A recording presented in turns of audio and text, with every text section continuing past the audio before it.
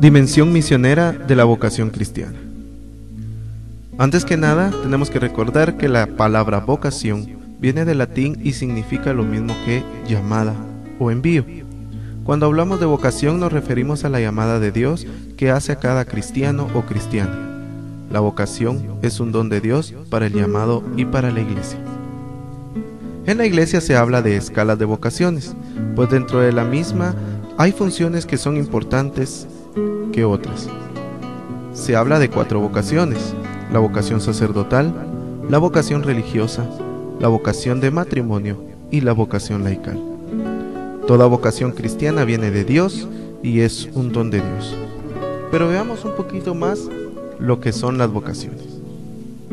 La vocación sacerdotal. Esta es una llamada a ser signo personal de Cristo, cabeza y buen pastor, continuando de este modo la acción misionera de los 12 apóstoles, quienes fueron enviados expresamente a predicar el Evangelio a todas las gentes. En la medida en que los sacerdotes vivan la dimensión misionera universal, desarrollarán en la propia iglesia particular toda la potencialidad del sacerdocio ministerial. ¿Qué es la vocación a la vida consagrada? Es un signo y estímulo de las bienaventuranzas de la perfección cristiana, por medio de la profesión de los consejos evangélicos. Encuentra su plena capacidad a nivel personal y comunitario, cuando se vive en la dimensión misionera que pertenece a su misma esencia.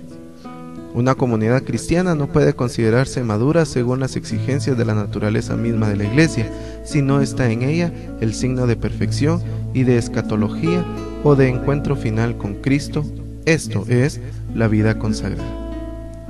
Veamos ahora lo que es la vocación del matrimonio. A través entonces del sacramento del matrimonio, tanto un hombre como una mujer pueden hacer misionera a su propia familia, esto es, llevando siempre el camino del Señor y ayudando a los demás como vocación principal. Ahora veamos la vocación laical. Como fermento dentro de las estructuras humanas, se orienta hacia la primera evangelización, anunciando el Evangelio en la base de la vida familiar, social, política, cultural, económica, etc. Ni la iglesia local, de antigua tradición cristiana, ni la iglesia que comience a existir a ser relativamente autosuficiente, podrán llegar a las raíces de la comunidad humana sin la cooperación de la vocación laical. Deben, por tanto, despertarse estas vocaciones mediante una animación misionera para hacer que sea misionera la comunidad y cooperar de modo directo en el envío de los misioneros laicos, quienes a su vez suscitarán vocaciones laicas en las comunidades a las que ayuden. Además de la dimensión misionera de toda vocación e institución cristiana, existe la vocación misionera específica de dedicación permanente y directa a la misión ardientes. Esta vocación comporta una gracia o carisma misionero. Entre los signos de la vocación misionera podemos recalcar una recta intención y motivaciones directas a servicio de Dios. Debe ser una elección libre y tiene que tener una idoneidad o virtudes necesarias, ser transparencia del Evangelio, fraternidad, oración, sentido de iglesia, fortaleza, adaptación, espíritu sobrenatural, identidad de su institución, etc. Veamos también la vocación misionera hacia la santidad.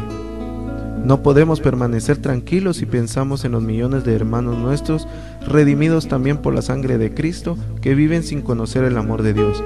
Para el creyente en singular, lo mismo que para toda la iglesia. La causa misionera debe de ser la primera, porque concierne al destino eterno de los hombres y responde al designio misterioso y misericordioso de Dios. Esto nos lo dice la Carta Redemptoris Mission en su artículo 86. La llamada a la misión deriva de por sí de la llamada a la santidad. Cada misionero lo es auténticamente si se esfuerza en el camino a la santidad. La santidad es un presupuesto fundamental y una condición insustituible para realizar la misión salvífica de la Iglesia.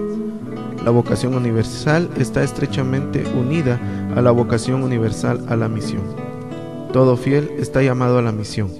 Esto ha sido la ferviente voluntad del concilio al desear, con la claridad de Cristo que resplandece sobre la faz de la Iglesia, ilumina a todos los hombres, anunciando el Evangelio a toda criatura.